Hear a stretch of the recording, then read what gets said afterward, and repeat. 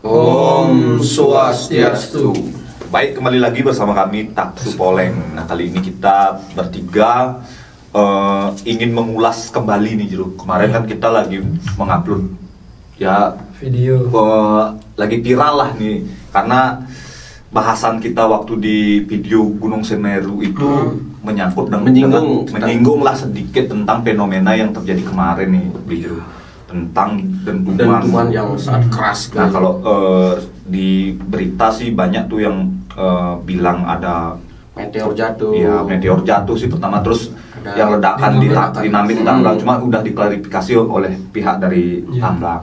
Itu juga dari BMKG sudah klarifikasi bahwasanya tidak ada bencana yang tidak ada bencana, dan dari grafiknya juga getarannya tuh nggak ada, dulu normal aja. Nah, ini sekarang kita pengen mengulas lagi tentang fenomena yang kemarin. Cuma ini sih kita menekankan dari sudut pandang kita nih, Bro. Artinya apapun bisa kita berikan disemasanin lah gitu istilahnya kalau orang Bali kan. Cuma ini fokus terhadap bagaimana kita memandang fenomena yang kemarin gitu loh. Mungkin dari penjelasan Bro ntar nih lebih lengkapnya seperti apa gitu.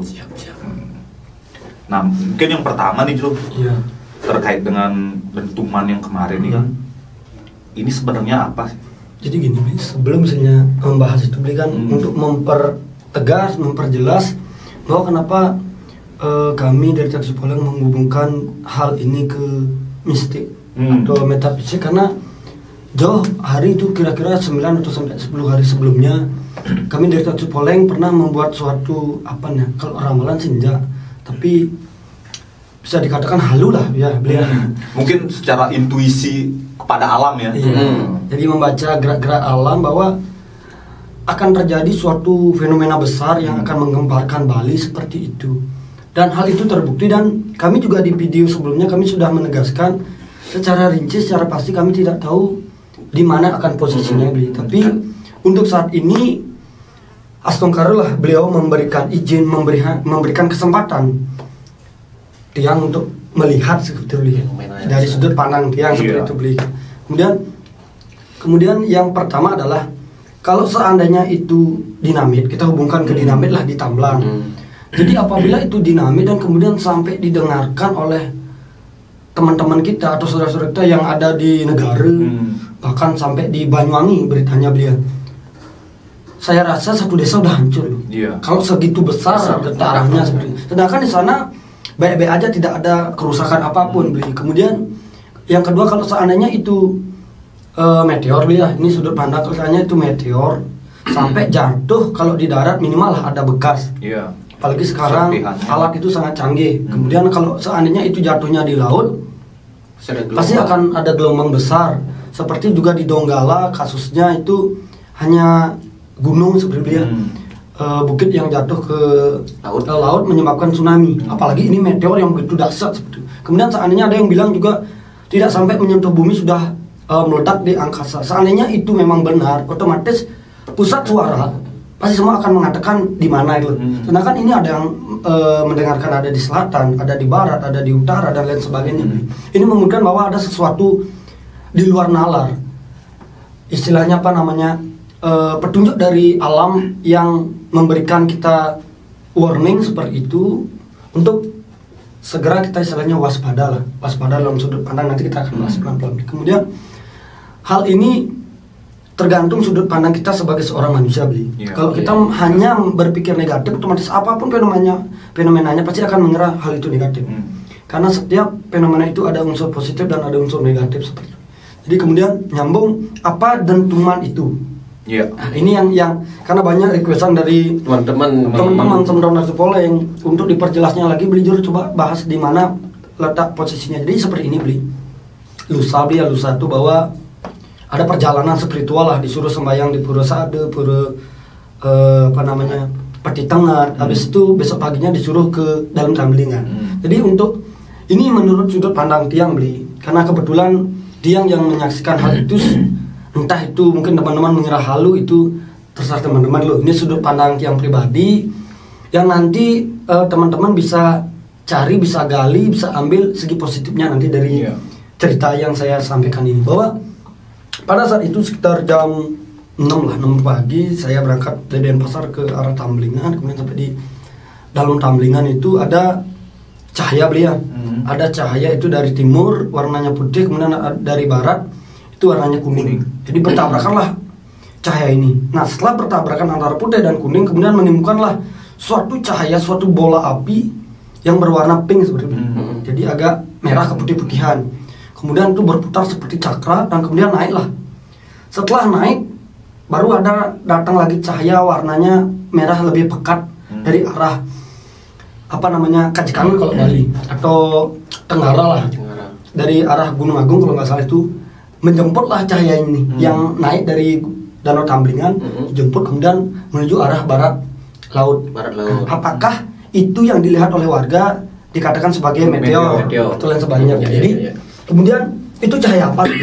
Nah, jadi sudut pandang kaca spiritual tiang pribadi seperti itu, bahwa itu adalah sang yang kangin dan sang yang kau. Jadi ada sang yang kangin dan sang yang kau di Pura Tamblingan. Di Pura, kita bahas dulu sejarahnya, bahwa Pura dalam Tamblingan di sini tiang membahas secara singkat aja beliau. Jadi Pura Tamblingan ini adalah pura tua seperti itu.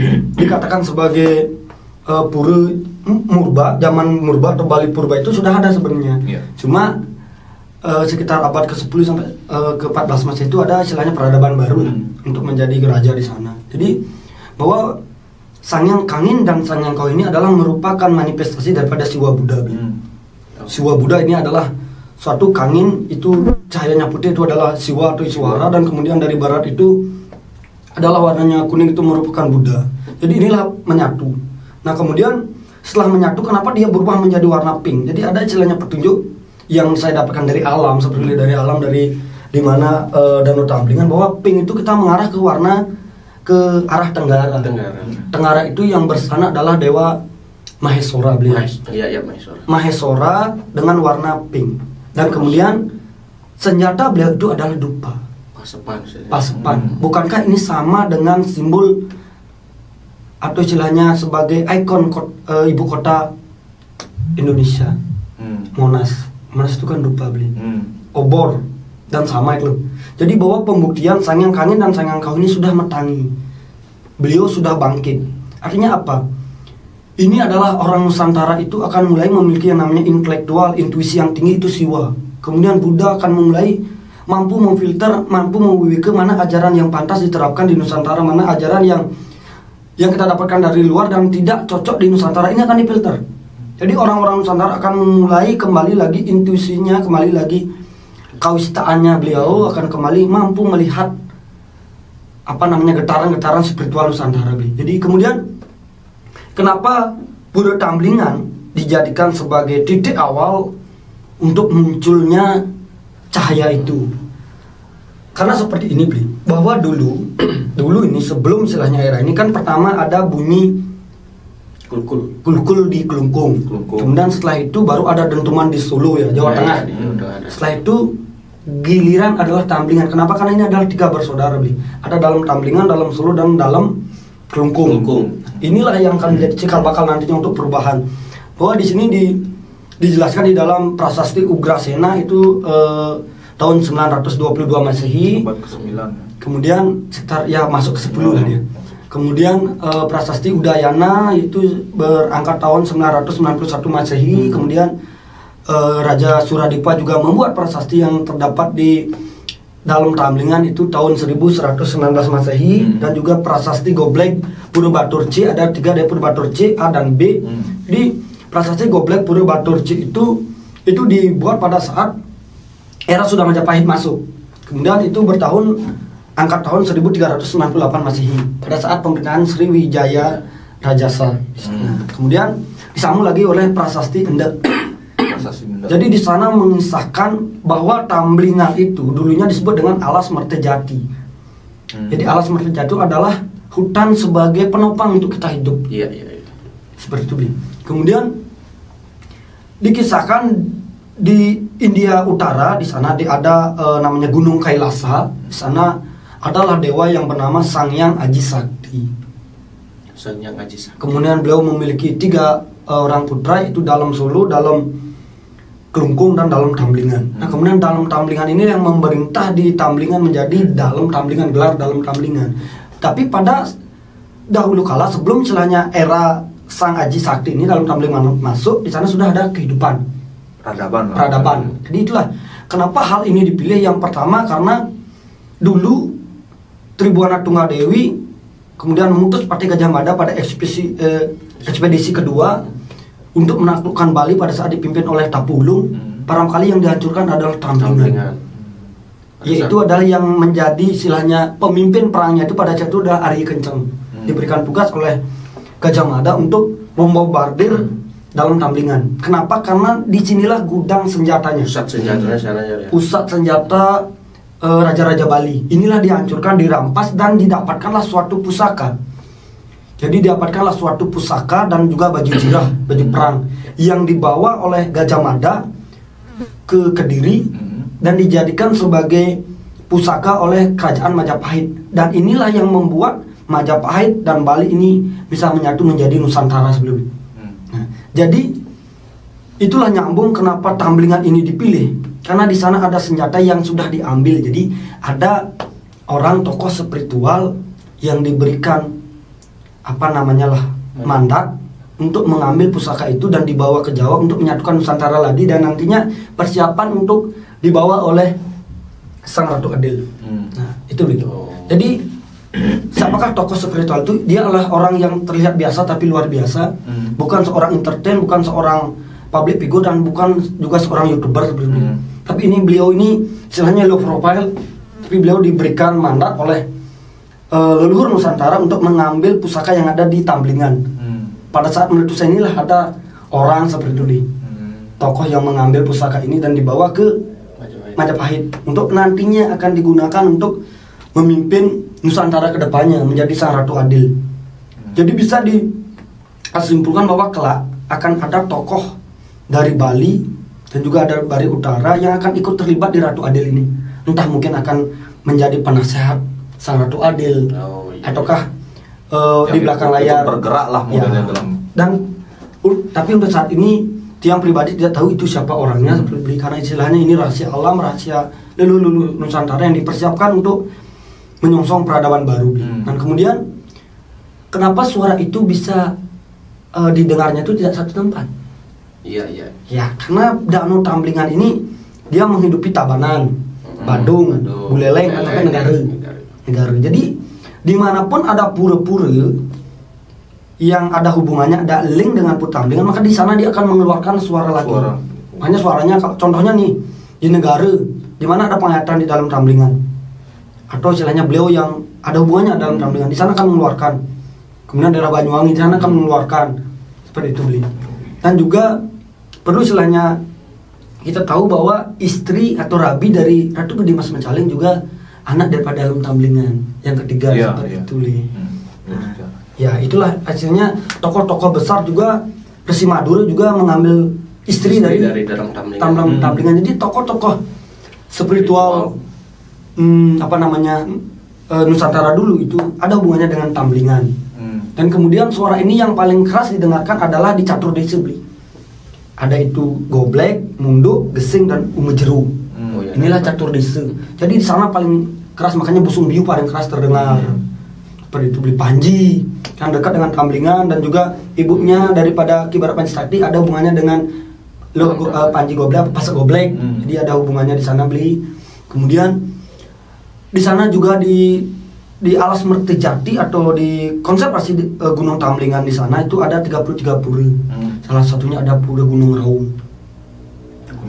Jadi ada hubungannya beli dengan Pura Gunung Raung, dan kemudian ada di sana Pura Nageloke nantinya, dan ada Pura Lugeng Luge ada di sana, Linggayonia, kemudian ada Pura Endek nanti di sana. Jadi inilah dalam Tamblingan pada saat ini diberikan mandat oleh leluhur Nusantara untuk mengawali bangkitnya lagi Sang Ratu Adil ini ya. Iya. Jadi itu istilahnya secara singkat lah apa dentuman itu, supaya nggak teman-teman dinamit kah, meteor kah, itu menurut sudut pandang dia. Karena kebetulan pada saat itu alam atau semesta memberikan tiang kesempatan untuk menyaksikan hal itu seperti itu. Jadi itulah intuisi Jero untuk membaca alam gitu Ya. lah. Jadi kurang lebihnya ya bisa meleset juga Iya, sedikit benar, Pasti gitu. kan Hmm. kewajaran. Iya, kewajaran Iya. kita sebagai manusia yang terbatas. Di suara yang terjadi ini kan memang yang sangat keras ini berarti bisa disimpulkan munculnya pusaka baju jirah ini. Ada baju jirah dan juga ada pusaka itu berupa naga, Bli. Berupa naga di sini, Bli. Bentuknya dia naga kayak perahu, tapi dia naga, di atasnya itu ada seperti trisula, Bli. Itulah yang dibawa Dibawa ke Majapahit. ke ya daerah Jawa lah, daerah Jawa. yang dipersiapkan ini loh. Artinya untuk Orang ini istilahnya ini contoh nih, beli Sang Ratu Adil. Jadi kemudian Sang Ratu Adil tidak akan bergerak, tapi dia punya contoh, saya penasihatnya dan beli tokoh spiritualnya. Beliau yang diberikan mandat oleh leluhur Nusantara untuk mengambil seluruh pusaka dan diberikan kepada beli untuk menjadi seorang pemimpin Nusantara nantinya. Sama seperti Insinyur Soekarno ada memberikan tongkat dan memberikan di gambar layang merah delima menjadi pemimpin ini. Karena semua lini ini bergerak nanti untuk menjadi satu. Jadi itu beli bahwa muncul yang pertama adalah cahaya putih dan kuning, ini adalah Sang Yang Kangin dan Sang Yang Kauh, dan juga ini adalah ajaran kebenaran. Kenapa? Karena kita sebagai orang Hindu, orang Bali sudah wanti-wanti diberikan nasihat kepada orang tua kita, sebelum kamu menjadi pemimpin, sebelum kamu belajar yang namanya spiritual, kamu harus tahu Kangin dan Kauh, timur dan barat. Artinya apa? Kita mampu memfilter mana yang baik, mana yang buruk. Ilmu kita mampu kita gunakan untuk apa. Jadi inilah bahwa Sang Yang Kangin dan Sang Yang Kauh ini beliau sudah bangkit, nantinya akan membimbing Sang Ratu Adil supaya Ratu Adil itu bisa menggunakan pusaka-pusaka atau kekuatan-kekuatan atau restu-restu yang diberikan seluruh pura, seluruh petilasan, seluruh masjid dan seluruh wihara yang ada di Nusantara, yang nantinya akan digunakan untuk membimbing dan mengarahkan warga atau masyarakat Nusantara menuju Indonesia yang maju nantinya ke depan seperti itu. Karena kan kita nggak tahu apakah itu nanti 2024 atau 2029 kan, nantinya kita nggak tahu seperti itu, beli. Kemudian nyambung istilahnya warnanya pink itu tadi yang sudah bahas, itu Dewa Sangkara, Maheswara dengan senjata dupa, dan juga beliau tunggangannya adalah macan. Bukankah Indonesia dulu menjadi macan Asia? Macan Asia. Ya. Apakah ini ada suatu hubungan? Apakah ini hanya kebetulan ataukah ada sesuatu? Ya. Karena kenapa? Kenapa kita mengumumkan dengan konsep Nawe Sange yang ada di Bali? Karena dulu peradaban Nusantara yang dikatakan sebagai negara matahari itu simbolnya adalah matahari, dan di dalamnya ada Nawasangga. Nah, itu kan pesan-pesan secara kejadian yang muncul nih, setelah dentuman ini setelah dentuman. Nah, ada nggak artinya dari kejadian alam ini atau fenomena ini pesan-pesan untuk kita gitu loh, masing-masing pribadi kan, artinya untuk menopang hal ini, anggaplah untuk persiapan ini terjadi gitu. Mungkin sebelum saran gitu, jadi ada nggak nantinya fenomena lagi mungkin yang terjadi di Bali ini, beli Jero? Mungkin setelah dentuman keras ini mungkin seperti video kita yang lalu kan, anak-anak gunung dari ini kan semua erupsi seperti itu tandanya. Mungkin ada nggak sebenarnya? Kalau ada sih iya, tetapi istilahnya ini lebih bagus nantinya kan. Tidak begitu menggembar-gemborkan, tetapi ada sesuatu yang akan menjadi anugerah lah. Anugerah untuk persiapan kita nantinya ke depan, beli seperti itu. Dan kemudian nyambung untuk beli. Yang pertama adalah ini untuk saudara-saudara Hindu ya, khususnya yang ada di Buleleng. Dulu kita Buleleng dan juga Tabanan itu ada istilahnya tradisi yang selalu dilaksanakan sampai Uma Jero dan Uma Anyar Sarire itu melaksanakan namanya pekelem, tarung saji di Tamblingan. Karena dulu subak itu kental, Dewa Seri juga itu menjadi istilahnya penghidupan kita. Dan sekarang di saat air minum sudah berubah menjadi PDAM, kita lupa bahwa kita biarpun kita ngambil di tanah, PDAM ngambil di tanah, tapi sumbernya itu dari Tamblingan kok. Kita bersyukur Pulau Bali yang kecil dianugerahi 4 danau, dan juga danau itu berada di posisi lebih tinggi daripada daratan. Tamblingan lebih tinggi daripada Buleleng. Dan itu menjadi sumber-sumber kehidupan bagi Jadi itu kita syukuri Jero ya. Intinya itu kita ayolah kembali lagi, kita biarpun kita tidak menggunakan yang namanya subak lagi, ayo tetap kita jaga sungai, Meskipun kita istilahnya sudah tidak menjadi petani lagi, tetap kita memuja Dewa Seri, tetap kita harus melaksanakan yang namanya tumpah uduh, tumpah pengadat dan lain sebagainya. Karena kenapa? Ada istilahnya alam yang tidak kelihatan yang kita hormati. Seperti itu, Bli. Jadi kesimpulannya mungkin apapun yang Jero paparkan tadi itu bisa menjadi halu bagi orang lain, bisa menjadi kepercayaan bagi orang lain juga. Cuma yang paling penting adalah di saat inilah momen untuk kita saling artinya ingat dengan alam ya Jero ya. Seperti yang tadi menjalankan tradisi dengan yang ada sangkut pautnya dengan alam, karena itulah sumber kehidupan kita juga. Meskipun sekarang zamannya sudah teknologi canggih, tapi jangan pernah melupakan sejarah budaya dan tradisi yang sudah dulu ada. Ya karena gini, sehebat apapun teknologi, apabila sudah alam berkehendak itu tidak akan mampu dilacak. Buktinya dentuman ini tak ada satupun alat yang dikatakan canggih mampu mendeteksi, bahkan meteor sekecil apapun jatuh di bumi akan diketahui. Tapi untuk saat ini semua nihil. Cuma diperkirakan ada ini dan ada ini seperti itu. Mungkin itu hanya biasan energi. Makanya kalau dicari sumber itu tidak akan terwujud. Karena kenapa? Itu merupakan pertanda lah. Jadi ada pusaka yang bangkit, dia akan mengeluarkan dentuman. Dentuman itu akan membangkitkan roh, membangkitkan jiwa Nusantara lagi loh. Untuk kembali ke jati diri. Ayo loh kita ingat, kita iling, kita ini siapa loh. Bangkit lagi dan bangkit lagi. Di sini sekali lagi kami dari Taksukolnya bukan mengarahkan teman-teman yang non agama Hindu untuk masuk ke Hindu, tidak sama sekali, bahwa karena kami percaya apapun agamanya itu semua baik, karena kita berasal dari satu Tuhan Yang Maha Esa seperti itu. Karena agama itu merupakan jalan untuk kita mencari Sang Pencipta seperti itu. Intinya apapun agama kita, ayolah tetap kita eling, tetap kita waspada, ingat dengan leluhur Nusantara. Karena di sini istilahnya kita hidup, kita terlahir dari tanah ini, kita makan dari hasil sari tanah ini, dan kita nantinya meninggal akan dikubur di tanah ini. Jadi bebelah menjaga tanah ini untuk warisan anak cucu kita kelak seperti itu. Nah itu tadi paparan dari Bli Jero mengenai fenomena dentuman yang sangat viral karena tidak ada bukti otentik untuk menjelaskan hal itu. Ya, setidaknya dari penjelasan Bli Jero tadi dapat mengobati rasa penasaran teman-teman. Ada cerita apa sih di balik kejadian itu? Mungkin teman-teman istilahnya kalau mau, iyalah sekarang ini kan sebelum purnama, sampai purnama teman-teman coba cari bukti-bukti itu ada di depan pura dalam Ramlingan ada, kemudian di depan pura Pandey, di sana ada bukti-bukti yang membuktikan bahwa di sana munculnya dentuman itu. Saya di sini tidak menyebutkan itu buktinya seperti apa, takutnya nanti diambil hal itu. Cukup teman-teman ke sana sembahyang, nggak usah itu diambil bawa pulang. Karena kenapa itu? Jadi pusaka ini diambil, di sana itu ada anugerah yang disisakan oleh sang leluhur Nusantara untuk buat kita nantinya seperti itu. Ini saatnya kalau teman-teman ada waktu, ayo tampil ke sana, sembahyang ke sana, teman-teman mohon supaya teman-teman diberikan kesempatan nantinya untuk menyaksikan sampai itu Ratu Adil, dan juga diberikan kesempatan untuk membantu sang Ratu Adil entah itu dalam posisi apa nantinya kelak.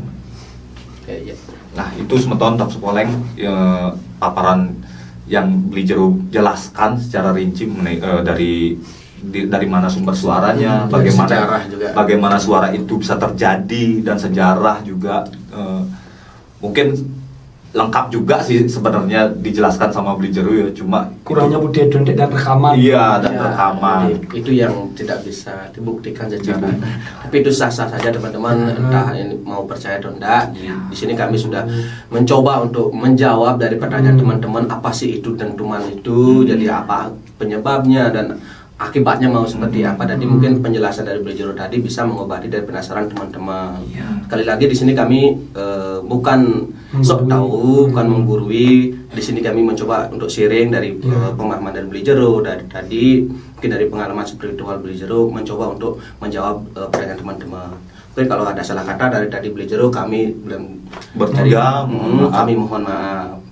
Nah teman-teman, mungkin itu saja pembahasan kami bertiga tentang fenomena dentuman yang kemarin terjadi sempat viral di Buleleng. Jadi itulah dari penjelasan itu tadi bisa sekali lagi bisa memberikan pandangan dari teman-teman. Membuka wawasan lah, mungkin lebih bijak kita untuk apa namanya menanggapi atau menghargai orang yang berkarya.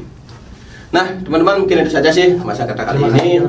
Nah, terima kasih. Tetap kami ucapkan kepada teman-teman yang sudah selalu mendukung, mensupport dan subscribe channel kami, dan selalu antusias menunggu dari karya-karya kami. Kami ucapkan sangat terima kasih. Akhir kata, ingat like, share, dan subscribe channel kami agar kami terus bisa berkarya memberikan edukasi dan pemahaman yang lebih baik lagi. Akhir kata, kita tutup dengan para mesanti. Om Santi Santi Santi.